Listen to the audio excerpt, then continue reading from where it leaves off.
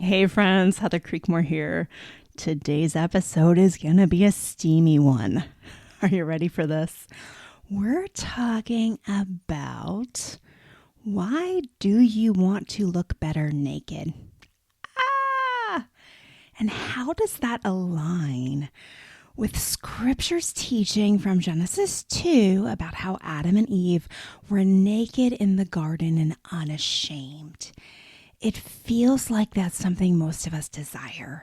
What would it be like to be naked and unashamed? Is that even possible? And certainly, if it's possible, doesn't that require like some surgery and maybe some weight loss and maybe fixing and tucking? And I don't even know what all that would require, right? But it sounds kind of daunting. That's where we're going today. I'm glad you're here. We're going to dig into it, and I think you're going to be surprised at where we land. Well, today's show is sponsored by Classical Conversations. We have been using Classical Conversations as a family for 10 years now, and I can't say enough good things about it. Are you looking to give your child a well-rounded education while also ensuring positive socialization opportunities and their abilities to succeed in life? Well, consider joining a Classical Conversations community. Then you get to homeschool alongside other local families. Each community is led by a trained, licensed director, and families learn through Classical Conversations' proven Christ-centered curriculum together in a community. There's locations all over the country and in 50 countries worldwide. There is bound to be a community near you. To find a community today, visit classicalconversations.com/compared to who. That's classicalconversations.com/compared to who. Now let's get to today's show.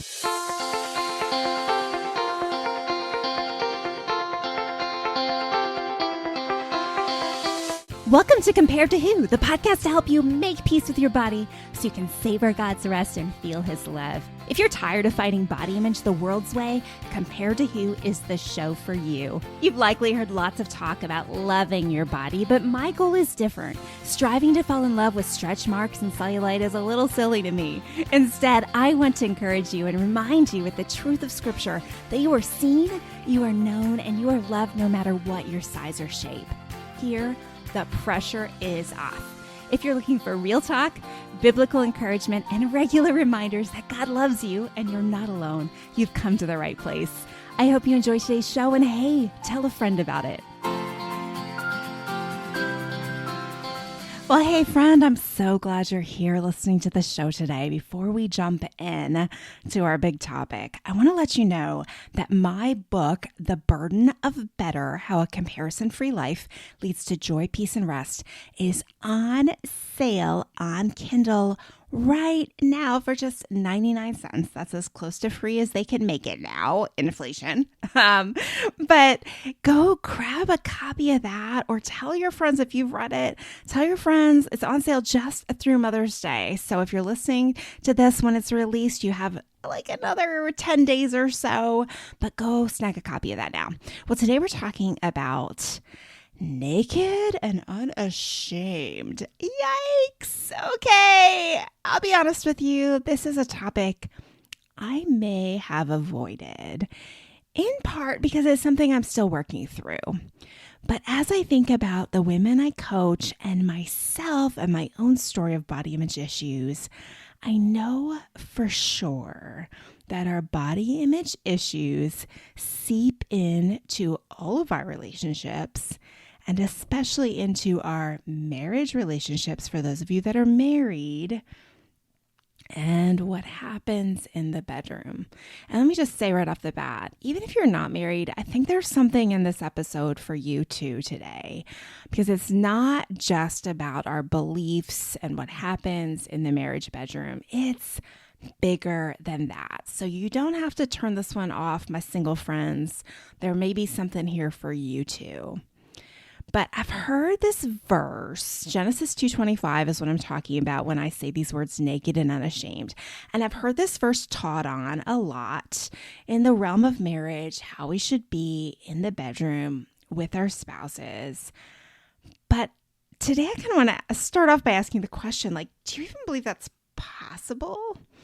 Like, it sounds like a bit of a pipe dream, right? Like, it's pretty much a big stretch. And so today I want to make 3 observations from this passage. Not necessarily to bridge the gap and convince you that it's not a stretch. It is, right? This happened in Eden. But to talk about how we can get our hearts and our minds straight around this passage, what it means, and how it can offer us some encouragement in our body image issues. So let's start by reading the passage. And I'm reading from Genesis 2, and I'll start with verse 22 all the way through 25. This is the New International Version. Then the Lord God made a woman from the rib he had taken out of the man, and he brought her to the man. The man said, "This is now bone of my bones and flesh of my flesh. She shall be called woman, for she was taken out of the man. That is why a man leaves his father and mother and is united to his wife, and they become one flesh. Adam and his wife were both naked, and they felt no shame." Okay, so my first observation is this. Y'all, it was easy for Adam and Eve to be naked and unashamed. Okay, this was not hard for them. They were sinless. They were unbroken. They were new to this world, but they had no evil, no jealousy, no deception, no insecurity. And they were quite literally made for each other. Like, that's not a cliche like we use it now. Like, they were literally made for each other. There was no temptation for them to doubt whether or not they were right for each other. Beyond all that, God fully provided everything they needed there in the garden. They didn't need anything aside from what he provided. And that meant they didn't even need clothing. And they didn't have shame because they were innocent. They were pure. And this is the ideal, right? This is the perfect picture of what marriage should be like. Yet here in our sinful, fallen world, no, there's so many other ideas that overcomplicate things. I just want you to hear today, it was easy for them. It is not easy for us. So first of all, there's these messages from culture, and they tell us that if we want to have a better relationship, or if you want to get married in the first place, you have to look a certain way. You have to be, and I'm using this word in quotations, you have to be hot, or else your relationship will be a dud. Culture teaches us that it's impossible to have good sex without having a great body. And by that, of course, I mean a body that looks like it meets culture's standards of beauty, size, and shape. So friend, we have this pressure. First, we have the pressure that just comes from our world being broken. But then we have these added messages of culture that are teaching us in many ways, consciously and subconsciously, that the only way to show up in the bedroom is looking hot. And if you have some extra pounds or a little pooch, you better hide. But friend, this is not what sex is all about. Sex is, according to culture, about 2 hot bodies lusting after each other. And that's not how God designed it. Honestly, if this definition and understanding of sex was a good one, like one that really worked, then wouldn't Hollywood be the mecca of great relationships and marriages? And yet it's far from it. Right? Because as Hollywood shows us, the quote unquote best bodies in our land have a really difficult time staying in committed relationships, yet alone getting or staying married. Right? So we have to reject this message from culture that that's what sex is. 2 hot bodies lusting after each other. And so that's observation number 1. If you're a believer and follower of Jesus, you have to reject the message of culture that tells you your physical appearance will determine how well your sex life goes. It's a blatant lie. Sex is about intimacy between a husband and a wife, and the foundation for good sex is built on everything else in the relationship. not how your body looks. Sex is the act of loving each other well in every area of life, but then coming together and demonstrating this love to each other. And it's that love, that committed, genuine love that makes sex beautiful, not lust. And we're going to explore this more right after this quick message.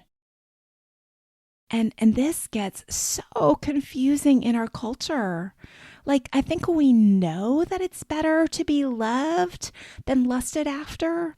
But let me be honest, friend, like those of us with body image issues, I think we struggle with this. We kind of believe that if someone lusted after us, it would make us feel better about our bodies. If he would just want me for my body, then I could know my body is good enough. But even if you find it, it doesn't solve it. In fact, I think what often happens is then you've got this increased insecurity about this reality that you have a man who wants you for your body. And now you've got to try to keep that body as you age or have children. It feels very shallow, sad, and hollow to only be wanted for your body. Truth is, you're being objectified. And you feel that rather than feeling genuine love, feeling what it's like to be truly seen and known. So takeaway one, let's stop believing that a quality sex life is something that we can only attain when we get a better body or when our husbands go blind. I'll confess, I'm much more comfortable now than I was when I first got married 18 years ago. But body-wise, back then, of course, I was younger, I was thinner. Technically, I probably had a lot more reasons to be body confident back then than I have now. And I know some of you have experienced this too. You've learned over time that thinking about yourself and what he thinks of you during sex is an obstacle to actually being in the moment and enjoying it. When I coach women in this area of their body image struggles, I encourage them to go into the bedroom trying not to think about themselves and how they look, and try to completely focus on how we use our bodies to love our husbands. And, you know, it's funny, like, I think we fear, like, the reason why we feel physically insecure is we fear that we're going to be a disappointment to him, that he's going to see us and he's going to be disappointed in how we look and he's going to be let down. But I believe any woman that's going into sex saying, I'm just here to use my body to physically love you is never going to be a disappointment to a man who's healthy and committed to the relationship. Now, hear me. I am not saying that sex is just for the man, that you shouldn't get anything out of it, that you're just there to serve him. I'm not saying that at all.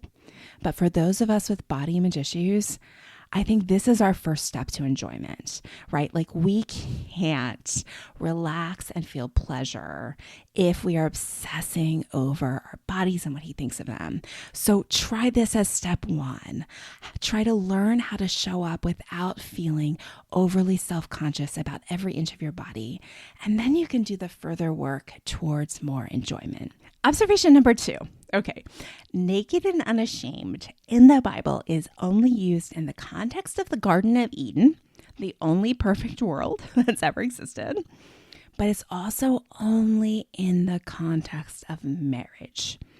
And I feel like we often take this sentiment as an aspiration of what we should be like everywhere, as if being naked and unashamed were a status we could reach when we get our bodies to a certain place.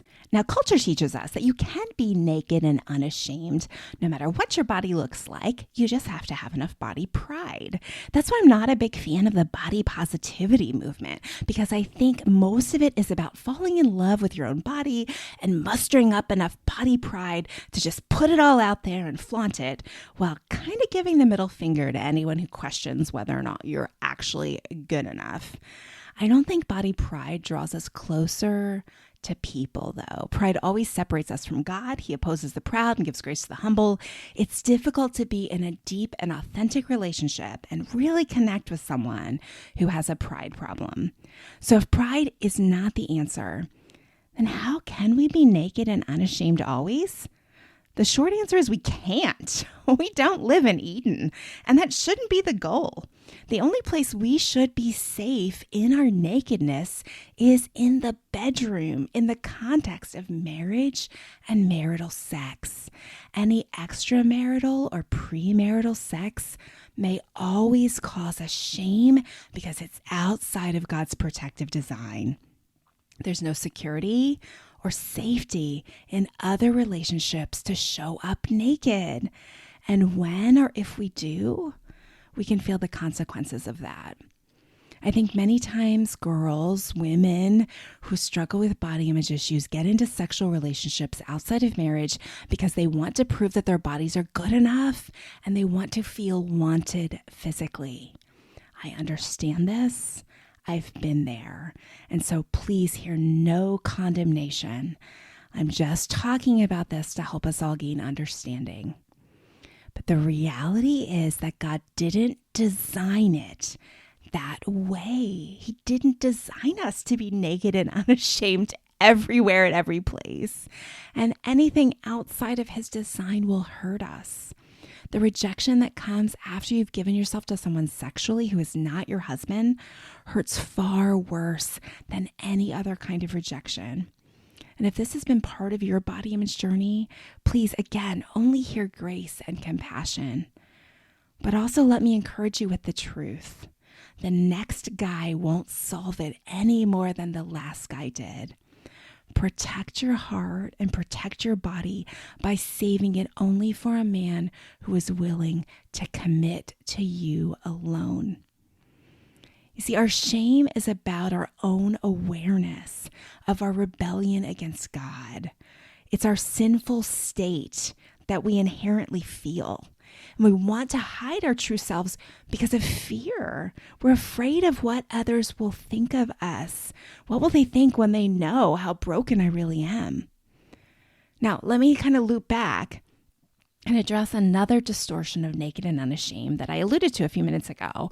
As I was thinking about this verse, I was thinking about how often I've bought the lie that a certain body could allow me, if I chose so, to be naked and unashamed everywhere. Now, not literally, of course. I have no desire to be naked anywhere, candidly. I'm very happy our culture advocates for being clothed most of the time.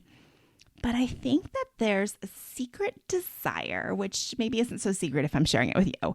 But I think there's this desire that I should want to look good naked for everyone. Not that they'll see me naked, but that they'll see me in swimwear or clothing, and that I could feel unashamed in front of them in my swimsuit because I've reached some sort of naked and unashamed status. But friend, that's not what naked and unashamed is for. We're not supposed to be naked and unashamed for the glory of us. It's for the glory of God in the beauty and context of our marriages. And if I'm honest, my desire to want to look good in a swimsuit isn't about wanting the beauty of intimacy in my marriage bed. It's more about selfish ambition. I want to look good, so you'll think well of me. It's for the glory of me. So yesterday I sold something on Facebook Marketplace to a young man who was probably in his late 20s. And I always stalk the profile of the people who buy stuff from me just so I can kind of figure out, like, do I want to give this person my address? That sort of thing.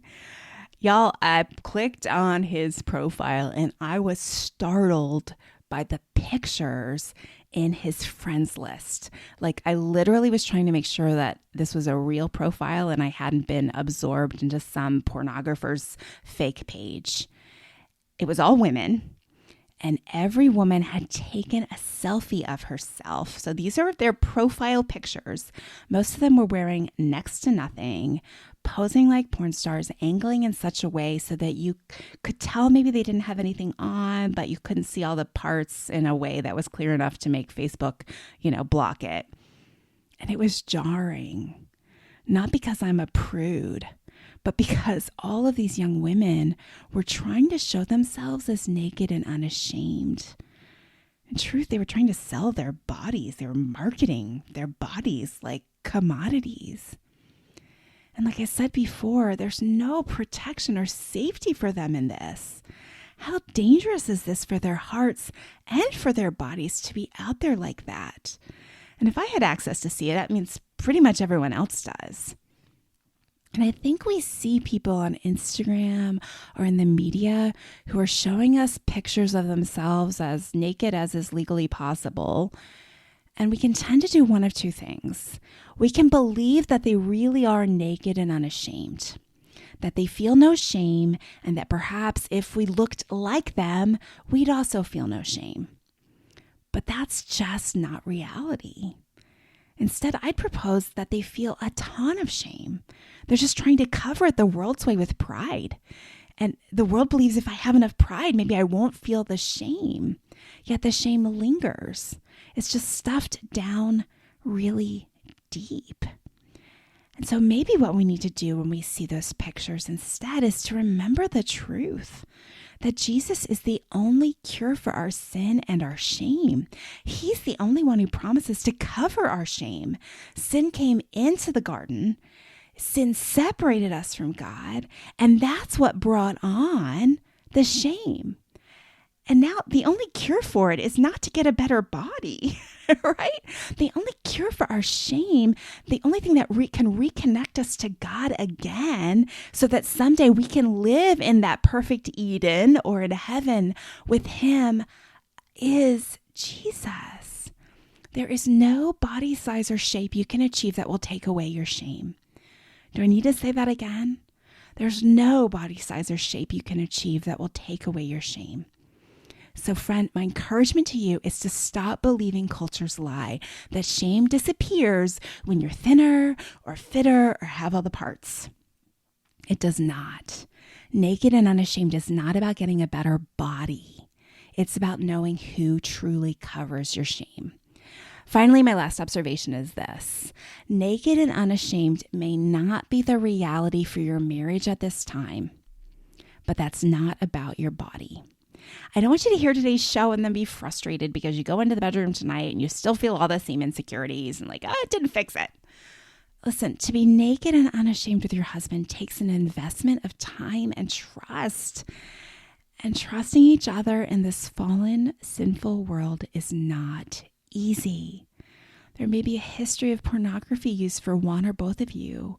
There may be past sexual partners. There may be a history of abuse. There are so many external reasons that complicate our marriage relationships. So do not despair. Healing takes time.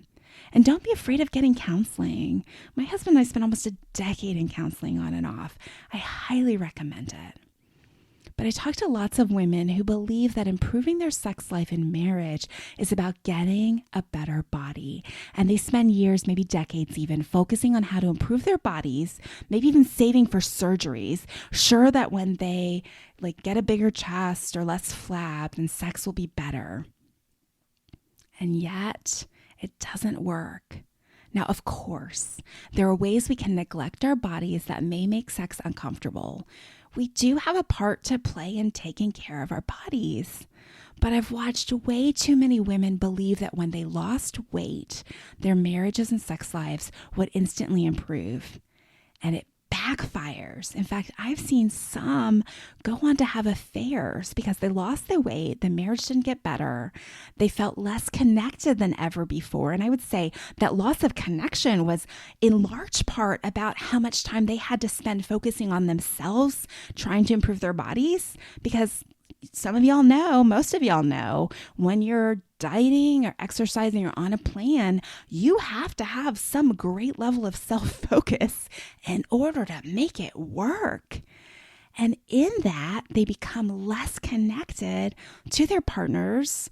Their partners sense that they're focused on themselves.